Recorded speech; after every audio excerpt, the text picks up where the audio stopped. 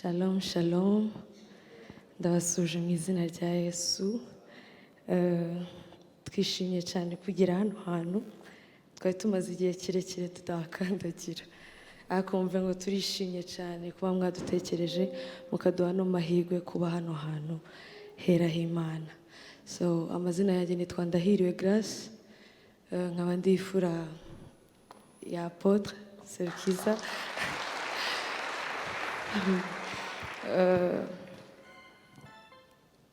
Nkaba ndi kumwe n'abavandimwe banjye yitwa Ingabire Siana, Serukiza Egide, uyu niyo nkurikira. Hari undi uri hagati yacu yitwa Serukiza Esther, iwe ari ku ishuri ari gukora icya leta yatangiye uyu munsi. Uyu akamukurikira n'akandi gatoya kasigaye mu rugo. Tukaba turi batanu mu rugo twese.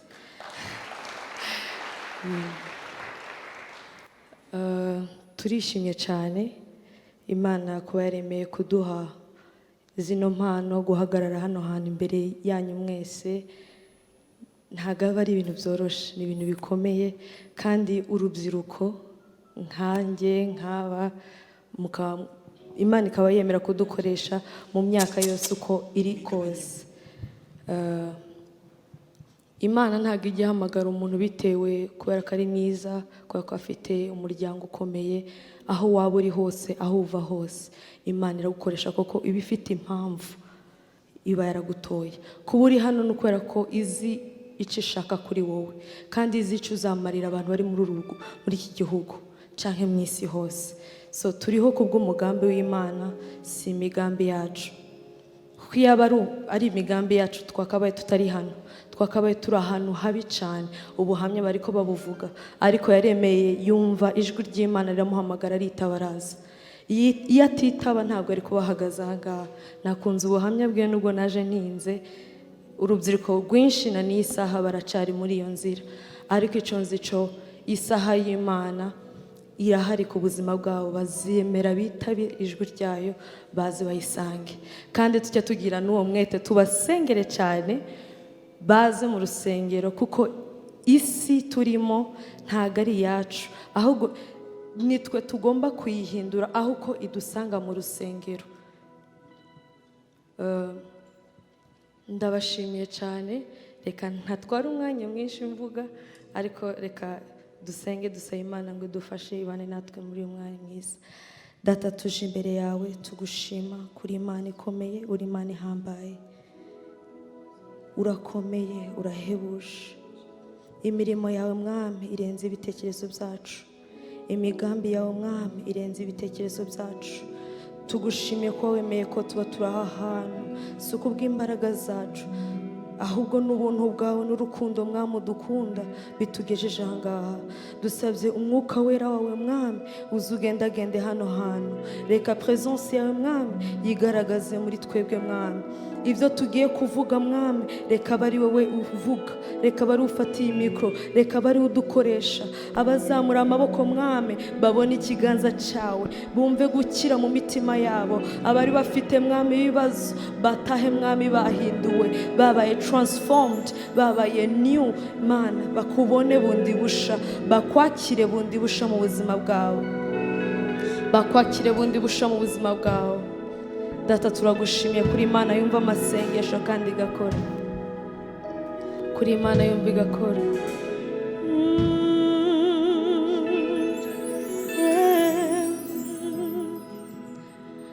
Nabonye umukunzi mwiza, kera yaramfiriye, yafatishije umugozi, ariko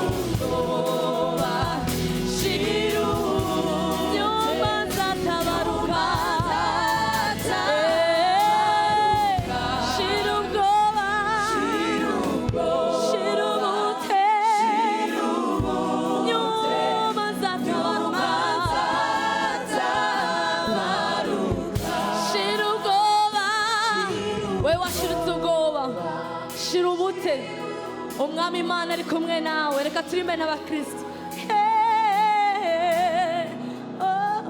Shira ubwoba, shira umutewe, Imana iraje gutabare.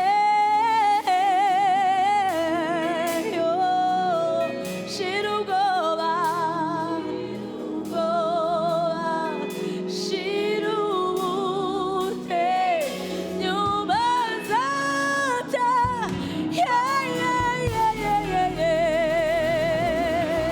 reka dukomere Imana yacu amashyi.